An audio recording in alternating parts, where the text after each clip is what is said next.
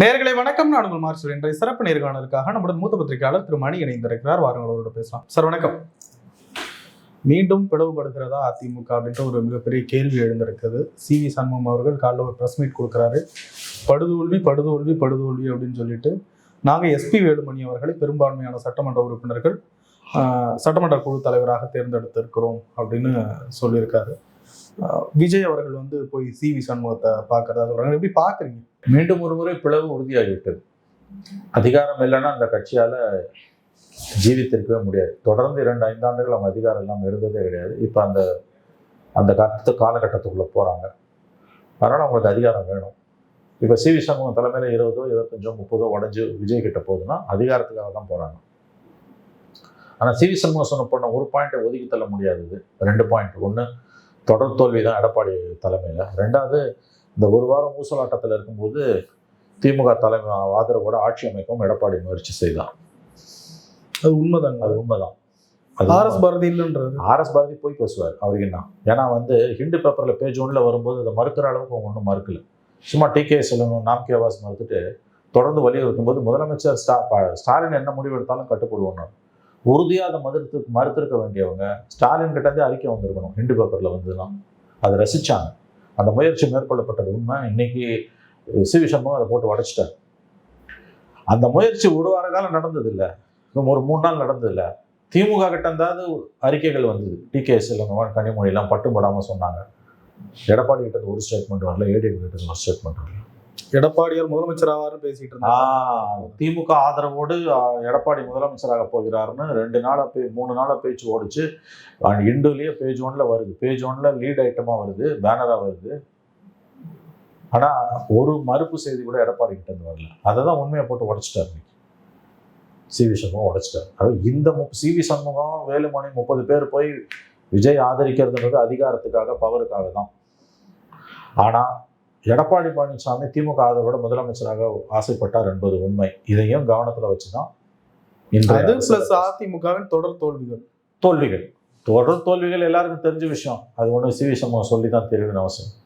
News 2 தான். நாங்க எடப்பாடி தாவேக்காவை ஆதரிக்க போறோம். 2வது, திமுக ஆதரவோட எடப்பாடி சிஎம் ஆக முயற்சி பண்ணாரு. எங்களை கேட்டுக்கிட்டாரு. நாங்க அதிர்ச்சி அடைந்தோம், பேரதிர்ச்சி அடைஞ்சோம். இவ்வளவுதான். இதுதான் நியூஸ். இப்போ சி.வி. சண்முகத்தை பார்க்கறதுக்கு விஜய் போயிட்டு இருக்காரு. உண்மையா? அது உண்மைதான் சொல்றேன். உண்மைதான். சத்தியமதி போன்லேருந்து சி.வி. சண்முகம் வீட்டில் எல்லாம் நடந்துகிட்டு இருக்கு. எல்லாம் நடந்துட்டு இருக்குது. அப்போ முதலமைச்சரை வரவேற்க தயாராகிறார்.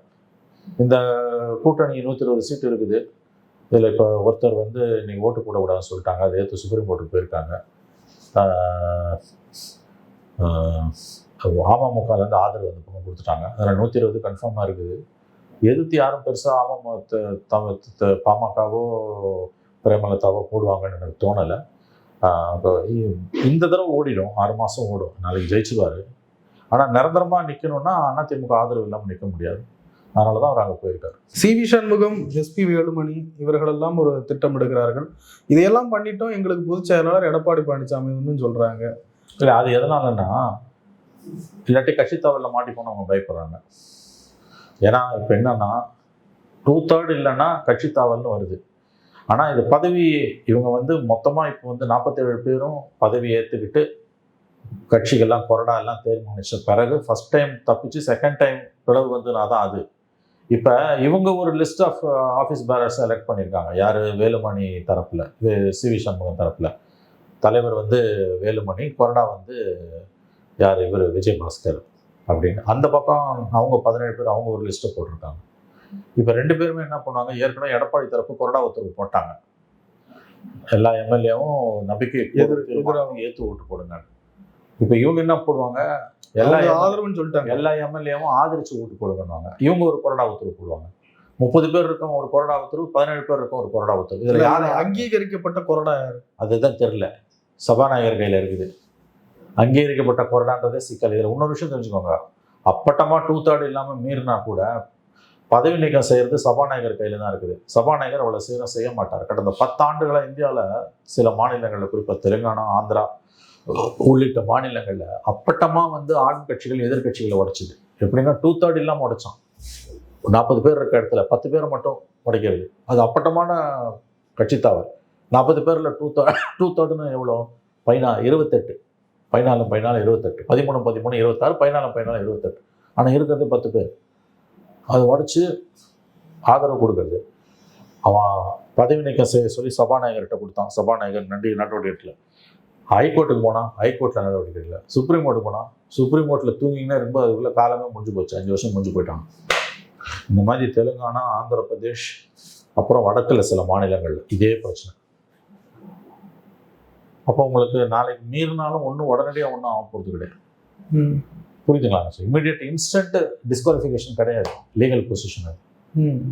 அதனால சிவி சண்முக தலைமையில் வர குழு இவங்களை ஆதரிக்கிறதுன்னு அவங்க சொல்லிட்டாரு ஓப்பனா.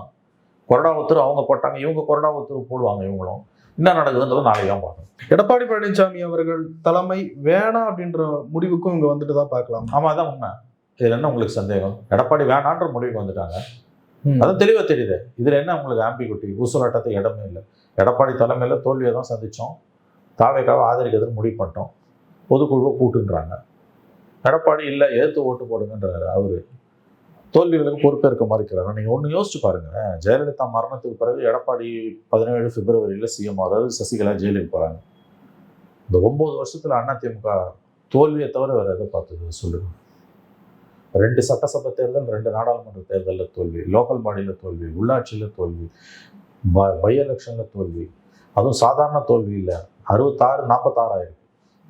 21 அவங்க தோத்தப்போ கூட இது சுழற்சி முறையில் தோப்பாங்க, அடுத்தது ஜெயிச்சிடும் அதிமுகன்னு நினச்சாங்க. 66 47 ஆயிடுச்சு. 101 தொகுதிகளில் 3வது இடம் போயிருக்காங்க. 18 தொகுதியில் டெபாசிட் போயிருக்கு. எந்திரிக்க முடியாத அளவுக்கு ஒரு வீழ்ச்சியில் அதிமுக இருக்குது. அதோட தோல்வி முகம் என்பது கீழே கீழே கீழே கன்சிஸ்டண்டா போய்கிட்டே இருக்கு. எடப்பாடி பழனிசாமிக்கு இப்போ இதுல இருக்கக்கூடிய நெருக்கடிகளை எப்படி அவரால் சமாளிக்க முடியும்னு நினைக்கிறீங்க? 30 எம்எல்ஏக்கள் வந்துட்டாங்க. இல்லை, அவருக்கு இது சிக்கல். இப்போ ப்ராப்ளம் என்னன்னா, கடந்த காலங்களில் அதிமுகவை இயக்கியது பிஜேபி. ஓபிஎஸ் தூக்கி எடப்பாடி வெளியில போட்டப்பயே பிஜேபிக்கு எதிராக திமிர ஆரம்பிச்சாரு, எழும்ப ஆரம்பித்தார் எடப்பாடி பழனிசாமி. அதன் பிறகு ஒரு கட்டத்தில் கூட்டணி வந்தோடனே ஓபிஎஸ் சேர்த்துக்க சொல்லி எவ்வளோ அழுத்தம் கொடுத்தாங்க, அவர் மறுத்துட்டார். கடைசியில் பிஜேபி கையை எப்படியோ போய் தொலைங்கன்னு விட்டுட்டு போயாச்சு. தோல்வியும் வந்துடுச்சு. பிஜேபியையும் எடப்பாடி கணிசமான அளவு முடித்து விட்டார். 4 எம்எல்ஏ இருந்த பிஜேபிக்கு நீங்கள் 1 எம்எல்ஏ கிட்டத்தட்ட சைபர் ஆக்கி விட்டார். ஸோ பிஜேபிக்கு எடப்பாடி மேலே மிகப்பெரிய கோபம் இருக்குது. ஸோ சிவி சண்முகத்துடைய இன்றைய நடவடிக்கைகள், எஸ்பி வேலுமணி, விஜயபாஸ்கருடைய இந்த கிளர்ச்சிக்கு பிறகு பிஜேபியோட ஆசீர்வாதம் இருக்கிறது என்று நாம் எடுத்துக்கொள்ளலாம். பிஜேபியினுடைய ஆசீர்வாதம், பிஜேபி ஆசீர்வாதம் இல்லாமல் செய்ய மாட்டாங்க. இல்லை, அவர்கள் விஜய் கரத்தையும் வலுப்படுத்துகிறார்கள். விஜய் கரத்தை வலுப்படுத்துவாங்க, எல்லாம் படுத்துவாங்க. ஆனால் மோடியோட ஆதரவு இல்லாமல் வலுப்படுத்த மாட்டாங்க. மோடியோட ஆதரவு இல்லாமல் இவங்கெல்லாம் பெரிய மூவ்ஸ் எதுவும் எடுக்க முடியாது. இப்போ விஜய் அவர்கள் சிவி சண்முகத்திற்கு அவரை போய் சந்திக்கிறார். இவங்க 30 எம்எல்ஏக்கள் ஆதரவு கொடுக்குறாங்க.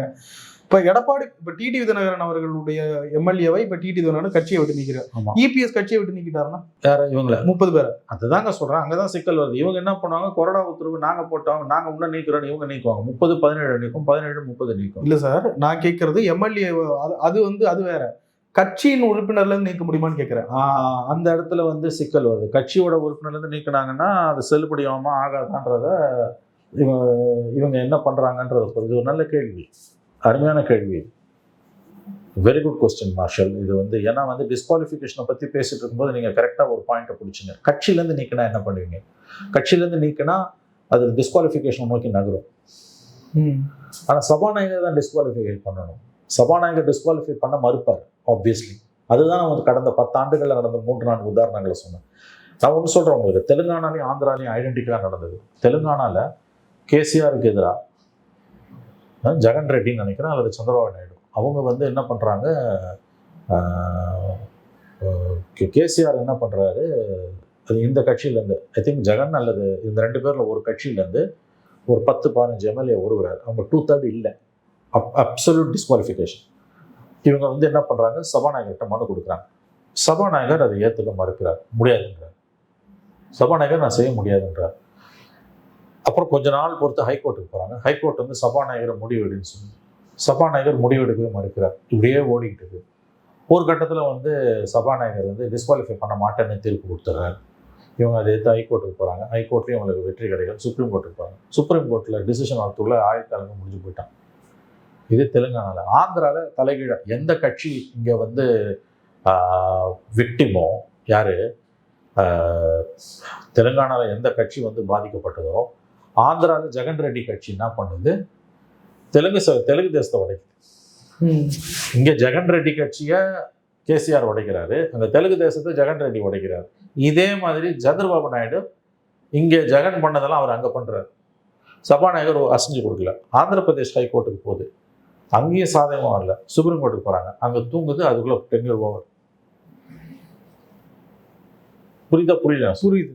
இந்த டிஸ்குவாலிஃபிகேஷன்ல 2/3 இல்லைன்னா பதவி இழப்பு என்பது சபாநாயகர் அவருடைய முடிவுக்கு உட்பட்டது. பெரும்பாலும் சபாநாயகர்கள் ஆளும் கட்சிக்கு சார்பாகத்தான் செயல்படுகிறார்கள். அவங்க டிஸ்குவாலிஃபை பண்ண மாட்டாங்க, 2/3 இல்லைனாலும் பண்ண மாட்டாங்க. அப்போ ஒரே ஆப்ஷன் எடப்பாடிக்கு என்னன்னா கோர்ட். டைரக்டா சுப்ரீம் கோர்ட் போக முடியாது, ஹைகோர்ட்டுக்கு போகணும். ஹைகோர்ட்ல தூங்கும், ஹைகோர்ட்ல யாருக்கு பாதகமாக வந்தாலும் இமீடியட்டா சுப்ரீம் கோர்ட்ல ஸ்டே வாங்குவாங்க. இல்ல ஒருவேளை டிஸ்குவாலிஃபை பண்ணிட்டாங்கன்னா அது டிவிகேவுக்கு ஒரு இது தானே, ஒரு பாசிட்டிவான ஒரு இது தானே. எப்படி நம்பர் குறைஞ்சிரும், அந்த நம்பர்ல விஜய்க்கு பெரும்பாலும் ஜெயிச்சிடலாம். பட் லாங் டேர்ம்ல இந்த 30க்கு பை எலெக்ஷன் போவோம், அதுல விஜய் இப்ப ஜெயிச்ச மாதிரி ஜெயிக்க முடியுமான்னு தெரியாது. இதுவும் நல்ல கொஸ்டின். டிஸ்குவாலிஃபை பண்ணிட்டாங்கன்னா இல்ல, அதுல ஒரு தினகரனுடைய 18 எம்எல்ஏக்கள் இப்படிதான் பண்ணாங்க. அதாவது அந்த மெஜாரிட்டி மார்க்கை குறைக்கிறது. ஆமா, இங்க வந்து எனக்கு தெரிஞ்சு அதை பண்ண மாட்டாங்க. இங்க பொலிட்டிக்கல் கம்பல்ஷன்ஸ் இருக்குது. 30 இல்லைன்னா இவருக்கு ரிஸ்க், விஜய்க்கு ரிஸ்க். ஸோ சபாநாயகர் அதை செய்ய மாட்டார். நாளைக்கு கவர்மெண்ட் தப்பிச்சிடும். ஏன்னா இந்த ஏடிஎம்கே ஒட்டுமொத்தமாக எடுத்து போட்டாலுமே நாளைக்கு கவர்மெண்ட் தப்பிச்சிடும். 120 இருக்குது அவங்களுக்கு. அதை ஒரு உறுப்பினரை ஓட்டு போடக்கூடாதுன்னு சொல்லியிருக்காங்க. அது சுப்ரீம் கோர்ட் போயிருக்காங்க. அது நாளைக்குள்ள அவங்களுக்கு ரிலீஃப் கிடைக்கலனாலும் அமமுகவோட 1 இருக்குது. ஸோ 120ல் அவங்க தப்பிச்சிடுவாங்க. பாமகவும் விஜய் பிரேமலதாவும் ஆதரிச்சு போடாட்டியும் எதிர்த்து போட மாட்டாங்க. இதில் அவங்க வந்து ஆப்சண்ட் ஆக தான் வாய்ப்பு அதிகம். ஏன்னா வீட்டில் எல்லாம் போய் பார்த்துட்டு வந்துட்டாரு, அதனால ஆப்சண்ட்டுக்கு தான் வாய்ப்பு அதிகம். அதனால நாளைக்கு கவர்மெண்ட் தப்பிச்சிடும். அதாவது ஒட்டுமொத்த அதிமுக நாளைக்கு விஜய்க்கு எதிர்த்து போட்டால் கூட தப்பிச்சிடும் கவர்மெண்ட். நம்பர்ஸ் இருக்குது. பட் அடுத்த 6 மாதம் பொறுத்து, ஏன்னா 6 மந்த்ஸுக்கு வந்து நீ வந்து நம்பிக்கைக்கு வரும் தீர்மானத்தில் ஜெயிச்சா அடுத்த 6 மாதத்துக்கு நம்பிக்கையில்லா தீர்மானம் கொண்டு வர முடியாது. நம்பிக்கைக்கு வரும் தீர்மானத்தை கொண்டு வர வேண்டிய அவசியமும் கிடையாது. 6 மாதத்துக்கு போய் நவம்பர் வரைக்கும் வண்டி ஓடும். அதுக்குள்ள இவங்களை செட்டப் பண்ணி ஒரு நம்பர்ஸ் எடுக்கணும். ஏன்னா இப்போ இருக்குது நித்தியகண்டம் பூர்ண ஆயிடுச்சு. 118 வேணும்னா 120 தான் இருக்குது. குறைஞ்சது ஒரு 7ஆவது இருக்கணும். 125க்கு மேலே இருந்தால் தான் சேஃப். திடீர்னு யாரும் எம்எல்ஏ செத்துடுறான், இல்லை யாருக்காவது உடம்பு சரியில்லை, ஆஸ்பத்திரியில் இருக்கான், வர முடியல, அந்த மாதிரிலாம் வந்து அதுக்கு தான் வந்து ஒரு குஷனிங் வேணும் உனக்கு. அது எங்கே கிடைக்கும்னா இங்கே தான் கிடைக்கும். ரெண்டாவது இந்த 6 பேர் 8 பேர் சிபிஐ சிபிஎம் எல்லாம் விசிக்கெல்லாம் எப்போ கூட பிரச்சனை பண்ணுவாங்க. தீவிரமான மோடி எதிர்ப்பாளர்கள். எங்கேயாவது பிஜேபி மந்திரி யாராவது ஏதாவது பேசினாங்களோ இவங்க டைரெக்டாக மோடிக்கு எதிராக தீர்மானம் போடணும்னு அவங்களுக்கு தெரியும் என்ன பண்ணுவாங்க. இது அரசியல் ரீதியாக அரசாங்கத்தால் விஜய் கவர்மெண்ட்டால் அதை ஃபேஸ் பண்ண முடியாது. ஸோ ஒரே ஆப்ஷன் 6 மாதம் பொறுத்து இந்த கவர்மெண்ட் சேஃபாக நிற்கணும்னா ஏடிஎம்கே தான். ஏடிஎம்கேனுடைய எதிர்காலம் எப்படி இருக்கு? இல்லைங்க, வந்துங்க நம்ம யாரையும் குறைச்சி மதிப்பிடல, யாரையும் இழிவுபடுத்தலை, யாரையும் தாழ்வாக சொல்லலை. அதிகாரம் இல்லாமல் அந்த கட்சியால் 2-5 ஆண்டுகள் இருக்கவே முடியாது. இது வரைக்கும் அந்த 5 ஆண்டுகள் மட்டும்தான் அதிகாரம் இல்லாமல் அவங்க இருந்திருக்காங்க. 5 இயர்ஸ் அவங்க பவர் இல்லாமல் இருந்ததே கிடையாது 54 வருஷத்தில். இப்போ அது வந்திருக்குது. இன்னொன்று, ஜெயலலிதா மரணத்துக்கு பிறகு தொடர் தொடர் தொடர் தொடர் தோல்விகளை அந்த கட்சி சந்தித்து கொண்டே வருகிறது. அதனால் இன்னொரு தேர்தல் அது 31லேயோ அதுக்கு முன்னாலேயோ வந்ததுன்னா எப்போ வந்தாலும் இப்போ வாங்கின சீட்டை கூட அவங்களால வாங்க முடியாது. இன்னொன்று, அந்த கட்சி நீங்கள் பார்த்தீங்கன்னா அதனுடைய ஆயுள் முழுவதுமே கவர்ச்சி மிகு தலைவர்களால் வழிநடத்தப்பட்டால் தான் அது விளங்கி இருக்குது, உறுப்பு இருக்குது. எம்ஜிஆர் 15 ஆண்டுகள் 72ல் கட்சி ஆரம்பிச்சு 77 வரைக்கும், 77லேருந்து 87 ஆட்சி, 15 வருஷம் எம்ஜிஆர் என்ற அந்த ஒரு கவர்ச்சி நாயகன், ஒரு பேரதிசயம் அவர் தலைமையிலே கட்சி வந்து உயிர்ப்புடன் இருந்தது. அதுக்கு பிறகு 19 வருஷம் ஜெயலலிதா கிட்ட அந்த அம்மாவோட செல்வாக்கு, அந்த அம்மாவுடைய தனிமனித ஆளுமை, அந்த அம்மாவோட கவர்ச்சியில் ஒரு 29 வருஷம் இருந்தது. அதன் பிறகு எடப்பாடி வந்து கவர்மெண்ட் கையில் இருந்ததால் எடப்பாடியால் ஓட முடிஞ்சது. ஜெயலலிதா ஜெயிச்சு கொடுத்துட்டு செத்தாங்க. அதிகாரத்தில் இவங்களை உட்கார வச்சுட்டு 7 மாதம் பொறுத்து செத்தாங்க. ஜெயலலிதா மட்டும் தேர்தலுக்கு முன்னாலேயே போய் சேர்ந்துதானே அவங்க ஜெயிச்சிட கூட முடியாது. ஸோ அதுக்கு பிறகு எடப்பாடி வந்தார். 17 பிப்ரவரியில் வந்தார். ஜெயலலிதா சசிகலா ஜெயிலுக்கு போகிறாங்க, எடப்பாடி சிஎம் ஆகிறாரு. பிப்ரவரியிலேருந்து ஆகஸ்ட் வரைக்கும் ஓபிஎஸ் அவரும் தனியாக இருக்காங்க. ஆகஸ்ட்டில் கவர்னர் சேர்த்து வைக்கிறாரு. 21 அதிகாரத்தை இழக்கிறாங்க. 1 வருஷம் ஒழுங்காக இருக்காங்க. 22 ஓபிஎஸ் தூக்கி வெளியில் போனார். அது பிறகு 3 வருஷம் பொறுத்து பார்லிமெண்ட்டில் படுதோல்வி, 2 வருஷம் பொறுத்து அசம்பிளியில் படுதோல்வி, 19 parliament, 24 parliament, 21 assembly, 26 assembly, 2 parliament, 2 assembly wash out. So கட்சி வந்து இன்னைக்கு கரைஞ்சிக்கிட்டே இருக்கு. 100 சொச்சம் இருந்தது வந்து 66 ஆச்சு, 66, 47 ஆயிருக்கு. இனிமேல் அதுக்கு விடிவு வேலை இருக்கான்னு தெரியல. அது இவங்கெல்லாம் உடைக்கிறாங்க இப்போ. ஸோ எடப்பாடி என்ன மூவ் பண்ண போகிறாங்க இல்லை. எப்படி பார்த்தாலுமே வந்து 32 இல்லாமல் 30 வச்சு இவங்க பண்ணுறாங்கன்னா டிஸ்குவாலிஃபிகேஷனுக்கான அவசியம் வருமானது நமக்கு தெரியல. ஏன்னா இந்த அசம்பிளி கூடுறதுக்கு முன்னாலே இது 2ஆக உடையுது. அசம்பிளி வந்து ஃபைனலாக அவங்க சட்டமன்ற குழு தலைவர் இவர், கொறடா இவர்னு இவங்க தேர்ந்தெடுத்து சபாநாயகரோட அங்கீகாரத்தை பெறுவதற்கு முன்னாலே இது உடையுது. 17-1, 40-31 உடையுது. அப்போ யாருக்கு யார் கட்டுப்படணும்னு ஒன்று இருக்குது. அதான் அக்யூட் சட்ட சிக்கல். இது ஒரு சின்ன லூப்போல் இருந்தால் கூட வந்து சபாநாயகரோட விருப்பப்படியாக நடக்கும். இதில் தெளிவாகவே வந்து ஆம்பிகுட்டிஸ் இருக்குது. ஆகவே இவர்கள் இது எங்கே போய் முடியும் நமக்கு தெரியாது. எப்படி இந்த விஷயம் சுப்ரீம் கோர்ட்டுக்கு போவோம். சபாநாயகர் சி.வி. சண்முகம் தரப்புக்கு சாதகமாக இருக்கத்தான் வாய்ப்புகள் அதிகம். கண்டிப்பாக சுப்ரீம் கோர்ட்டுக்கு இந்த மேட்ரு போவோம். அதுக்கு பல ஆண்டுகள் ஆகலாம். அதுக்கு முன்னால் என்ன அரசியல் மாற்றங்கள் நிகழ்வுன்னு நம்ம சொல்ல முடியாது. இப்போ இப்படி தேர்தல் ஆணையத்துக்கும் கண்டிப்பாக போவாங்க. அடுத்த கட்டமாக கட்சிக்கு கைப்பற்ற முயற்சி செய்வாங்க. அதுதான் அது வந்து கட்சி விஷயத்த தேர்தல் ஆணையத்துக்கு போவாங்க, எலெக்ஷன் கமிஷனுக்கு போவாங்க. அங்கே என்ன நடக்கும்னு தெரியாது நமக்கு. வந்து அதான் லாங் தேர்தல் ஆணையம் எம்எல்ஏக்களை வச்சு தானே முடிவு எடுக்கும். இல்லை எம்எல்ஏ வச்சுமே முடிவு எடுக்கலாம், அல்லது எம்எல்ஏ வைக்கலாம். அதுதான் நீங்கள் கேட்குறது அத்தனையும் நியாயமான கேள்வி. இதுலேருந்து தெரியக்கூடிய உண்மை என்னன்னா, சபாநாயகர் அவ்வளோ சீக்கிரமாக முடிவெடுக்க முடியாது. சபாநாயகருக்கும் சிக்கல் இருக்குது. அந்த சிக்கல் அரசியல் சாசனத்தை தாண்டி பொலிட்டிக்கல் இன் நேச்சர், அரசியல் சார்ந்த முடிவாக தான் அது இருக்கும். எப்படி பார்த்தாலும் 28 30 வந்து உடஞ்சவங்க ஆதரிச்சாங்கன்னாலும் சீக்கிரமாலாம் பதவி ஒன்றும் போவாது, வண்டி ஓடும். விஜயனுடைய இந்த நகர்வுகளை எப்படி பார்க்குறீங்க? திராவிட முன்னேற்ற கழக கூட்டணி கட்சிகளுக்கு அவர் பண்ணி கொடுத்த ஒரு ப்ராமிஸ், நான் எக்காரணத்தை கொண்டும் அந்த மதவாத சக்திகள் அவங்களுடைய அணியில் இருக்கிறவங்களோடு நான் என்னைக்கும் ஒரு அலைன்ஸ் வச்சுக்க மாட்டேன் அப்படின்னு. இப்போ இந்த 30 பேரும் போயிட்டு அதுதான் அவங்க தெளிவாக சொல்லிட்டாங்கல்ல. பிஜேபி விட்டு நாங்கள் வெளியில் வந்துட்டோன்றாங்க. பிஜேபி விட்டு வெளியில் வந்தாலே உங்களுக்கு ஞானஸ்நானம் கொடுத்துறாங்கல்ல. ஏன் ஆனானப்பட்ட அந்த வார்த்தைக்கு அதான் அர்த்தம். பிஜேபியோட சேர்ந்து இருந்தாங்கன்னா போக முடியாது. அதுக்கு தான் நாங்கள் பிஜேபி கிட்ட இருந்து வெளியில் வந்துட்டோம். எந்த கூட்டணியிலும் நாங்கள் இல்லைன்ட்டாங்க. ஏன் பிரேமலதாவை எப்படி நீங்கள் சேர்த்துக்கிட்டீங்க? பிஜேபி கூட்டணியில் தான் அவங்க இருந்தாங்க. அவங்கள சேர்த்துக்கிறீங்க நீங்கள். பிஜேபியிலேருந்து விலைக்கு வரவங்களை நீங்கள் சேர்த்துக்கும் போது பிஜேபியிலேருந்து அவங்க வேலைக்கு வராங்க, இவர் ஏன் சேர்த்துக்கூடாது? எல்லாமே அரசியல் தான் மார்ஷல். இதில் இவங்களே அவங்களும் குறை சொல்கிறதுக்கு எந்த விதமான இதுவுமே கிடையாது. கிட்ட வந்துட்டாரு, அதிகாரத்துக்கிட்ட இவ்வளோ தூரம் வந்துட்டாரு. இனிமேல் அவர் பவரை விட்டு கொடுப்பார்னு நினைக்கிறீங்களா நீங்கள்? அவ்வளோ சீக்கிரம் பவர்லேருந்து அவரை நகர்த்த முடியாது. விஜயோட ஆளுமையில் நீங்கள் கூர்ந்து கவனிப்பீர்களே, ஆனால் உங்களுக்கு கிடைக்கக்கூடிய செய்தி என்பது, அவருக்கு விஷயம் தெரியாதுன்னு நினைக்கிறவங்க ஒரு பெரிய தப்பு பண்ணுறாங்க. அவருக்கு இப்படி சொல்லலாம், தன் முன்னால் உள்ள சவால்களின் தீவிரத்தன்மை அவருக்கு நன்றாகவே தெரிகிறது. He knows the velocity of the challenges in front of him. அது அவருக்கு நல்லாவே தெரியுது.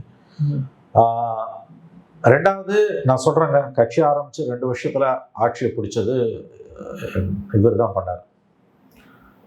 NT ராமராவ் தான் பண்ணார் சுதந்திரத்துக்கு 80 வருஷத்தில். அதுக்கப்புறம் இவர் பண்ணியிருக்கார். இவ்வளவு தூரம் உங்களுக்கு வந்து 2 வருஷத்தில் அதிகாரத்தை கைப்பற்றிய ஒருவர், முதல்ல ஒரு விவரம் அறியாதவர் என்று நீங்கள் நினைத்தால் அந்த எண்ணத்தை மாற்றிக்கொள்ளுங்கள். ரெண்டாவது ஞாபகம் வச்சுக்கோங்க, 2.25 ஆண்டுகள் ஆட்சியை பிடிச்ச ஒருவர் அவ்வளோ சீக்கிரம் அதை இழக்க விரும்ப மாட்டார். அதனால தான் நான் சொன்னேன், முதல்ல சொன்னதை மறுபடியும் சொல்கிறேன், தன் முன்னால் உள்ள சவால்களின் தீவிரத்தன்மை அவருக்கு தெரியும். அவர் ஆட்சியை எப்பாடுபட்டாலும் தக்க வைத்துக் கொள்வார். 5 ஆண்டுகள் ஆடுவார்.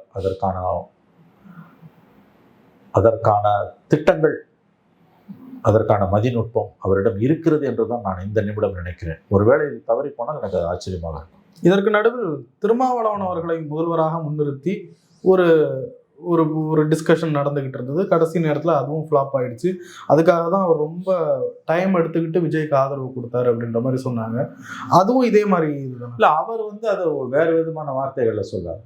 தனக்கு அதில் ஏதோ ஆசை இல்லாத மாதிரியும், நண்பர்கள் தன்கிட்ட அந்த கருத்தை சொன்ன மாதிரியும் சொல்லிட்டு, ஒரு தலித் முதலமைச்சராவதே தமிழ்நாடு ஏற்றுக்கொள்ளாது என்று எனக்கு தெரியும்ன்றார். இன்னும் 1 நூற்றாண்டானாலும் ஏற்றுக்கொள்ளாது. ரொம்ப தவறான பார்வை. இந்த சட்டமன்றத்துக்குள்ள திருமாவளவன் முதலமைச்சராக முடியவில்லை என்றால் அதற்கு தலித் என்றது காரணம் கிடையாது. அவருக்கு மெஜாரிட்டி கிடையாது. அவங்க கட்சிக்கு 2 எம்எல்ஏ இருக்காங்க. 34% வாக்குகளை பெற்று 107 எம்எல்ஏக்கள் இருக்கக்கூடிய கட்சியை ஆட்சி அழைக்காமல் 2 எம்எல்ஏக்களை கொண்டிருக்கக்கூடிய ஒரு கட்சியின் தலைவரை, அதுவும் அவரும் எம்எல்ஏ கிடையாது, அவரை ஆட்சி அழைப்பது என்பது ஜனநாயக படுகொலை.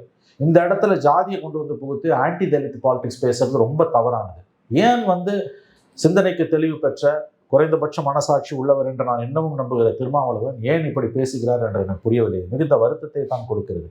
இந்த சட்டமன்றத்துக்குள்ள யாராவது ஒருவரை ஆளுநர் ஆட்சி அமைக்க அழைக்க வேண்டும் என்றால் அது விஜயைத்தான் அழைக்க வேண்டும். ஏன்னா அவங்க தான் 34% ஓட்டு இருக்கு, 107 எம்எல்ஏஸ் இருக்காங்க. அப்படி யாருக்கும் ஆட்சி அமைக்க விருப்பம் இல்லை, முடியலன்னா, அதாவது அந்த பெரிய கட்சியால ஆட்சி அமைக்க முடியலன்றது நிரூபிக்கப்படணும்.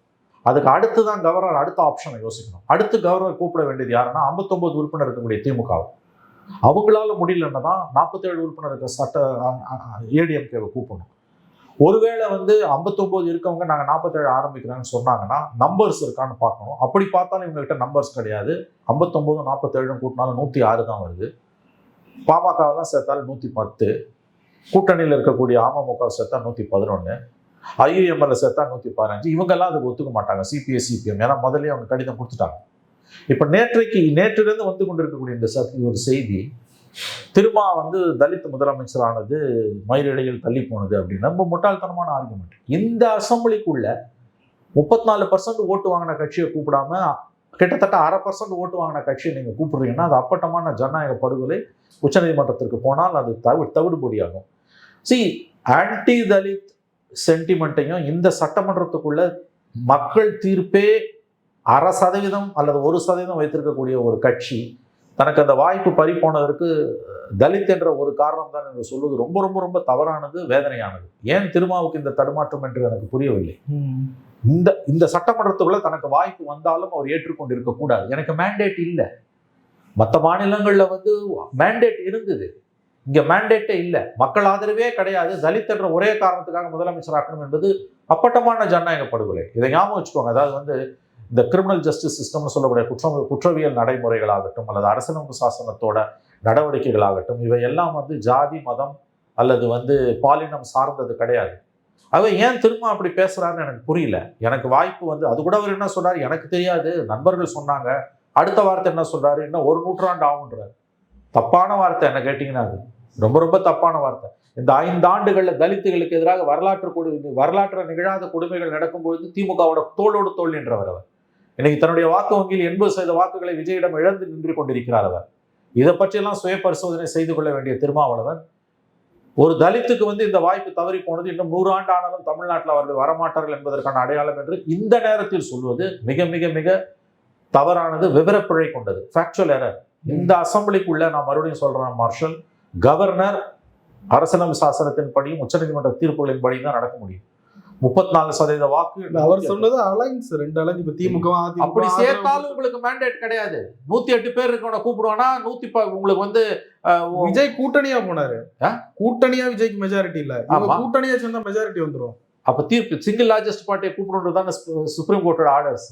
108 பேரை முதல்ல கூப்பிடுவானா, 59 பேரை கூப்பிடுவானா, 47 பேர் 2 பேர் சேர்ந்து வந்தீங்கன்னா கூட உங்களுக்கு மெஜாரிட்டி இல்லையே. உங்களுக்கு எங்க இருக்கு மெஜாரிட்டி? திமுக திமுக போட்ட 59 தானே. விசிகாக்கு எங்க போட்டாங்க? எல்லா ஃபர்ஸ்ட் கோல் சிஸ்டம். திருமாவா அன்னைக்கு ஆதரவு கொடுத்துட்டு ஒரு வார்த்தை சொன்னார். 34% வாக்குகள் தான் விஜய்க்கு கிடைத்திருக்கிறது, 66% வாக்குகள் எதிராக கிடைத்திருக்கிறார். ஆஹா, பிரமாதம். எல்லா காலத்திலையும் இப்படிதான். எம்ஜிஆர் 30% வாக்கு வாங்கி 130 சீட் வாங்கி 77 ஜெயிச்சார்ல. 70% மக்கள் திமுக எதிராக தான் ஓட்டு போட்டாங்க.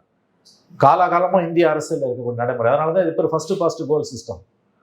இந்த அடையாளத்தை வச்சுன்னா எம்ஜிஆர் சிஎம் கிடையாது, ஜெயலலிதா சிஎம் கிடையாது, கலைஞர் சிஎம் கிடையாது, ஸ்டாலின் சிஎம் கிடையாது, எடப்பாடி சிஎம் கிடையாது, விஜயும் சிஎம் கிடையாது. ஏன்னா எல்லா காலத்திலையும் அவங்களுக்கு வாங்கின வாக்குகளை விட அவங்களுக்கு எதிராக விழுந்த வாக்குகள் தான் அதிகம். இந்த குறைந்தபட்ச புரிதல் இல்லாம ஏன் திரும்ப பேசுறாரு? அவருக்கு வந்த வாய்ப்பு தவறி போனதற்கு காரணம் அவர் தலித் என்பதால் அல்ல. அது விஷமத்தனமாக இவர்கள் திட்டமிட்டு திசை திருப்புகிறார்கள். அது அரசியலமைப்பு சாசன கடமை. அது 108 சீட்டு வாங்கினவனை கூப்பிடுவானா, 59 49 ஆதரிக்கிறது 47 ஆதரிச்சு அதை கூப்பிடுவானா? அதுல உங்களுக்கு நான் கேட்கறேன், உங்களுக்கு 59 இருந்தா விட பரவாயில்ல, உங்களுக்கு அதுல எவ்வளவு இருக்கு? 2 இருக்கு. சுப்ரீம் கோர்ட்ல போச்சுன்னா இது எவ்வளவு பெரிய கண்டனத்துக்குள்ளாகும். நான் ரொம்ப டீசெண்டா சொல்றேன். 108 பேர் இருக்கவனை கூப்பிட, 107 பேர் இருக்கவனுக்கு அழைப்பு கிடையாது, 2 பேர் இருக்கவனுக்கு தான் அழைப்பணும். என்னங்க இது நியாயம்? இந்த யோசனை தன் காதில் வந்த பொழுதே அதை நிராகரித்திருக்க வேண்டிய திருமா இன்று வாய்ப்பு தவறி போன தோரணையில் பேசுவது ரொம்ப ரொம்ப வேதனையானது. ஆங்கிலத்தில் சொன்னா it's very very unfortunate. Mandate இருந்து நீங்க சொன்னீங்கன்னா நான் ஒத்துக்கிறேன். அதாவது மூணாவது பெரிய கட்சியா விசிகா வந்திருந்து இதை சொன்னா கூட நம்ம ஒத்துக்கலாம். நீங்க 2ல நிக்கிறீங்க, உங்க வாக்கு சதவீதம் 1% கீழே இருக்கு. அவங்க 34% வாங்கியிருக்காங்க. இது எந்த நடைமுறைக்கும், எந்த சட்டத்திற்கும், எந்த தர்மத்துக்கும் ஒத்து வராது. Anti Dalit politics, anti Dalit sentiment, அது எல்லாம் கரெக்டுங்க, மறுக்கலங்க. இந்த அசம்பிளிக்குள்ள உங்களுக்கு மேண்டேட் இல்லாதப்ப இன்னும் ஒரு நூற்றாண்டானாலும் தமிழ்நாட்டில் அது வராது என்று சொல்வது எந்த விதமான ஒரு நியாயம்? அது குறைஞ்சபட்ச நியாயம் கூட இல்லாத பேச்சு. புரியும் என்று நம்புகிறேன் நான் சொல்றது உங்களுக்கு. நீங்க சொல்லுங்க, உங்களுக்கு தப்பு இருந்தால் நீங்க சொல்லுங்க, நான் சொல்வதில் தவறு இருந்தால் நீங்கள் சொல்லுங்க.